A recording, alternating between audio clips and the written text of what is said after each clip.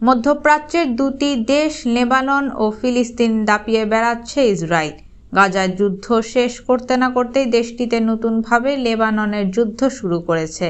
এদিকে মশাবাহিত West Nile ভাইরাসে আক্রান্ত হয়ে অন্তত ৭০ জনের মৃত্যু হয়েছে দেশটিতে।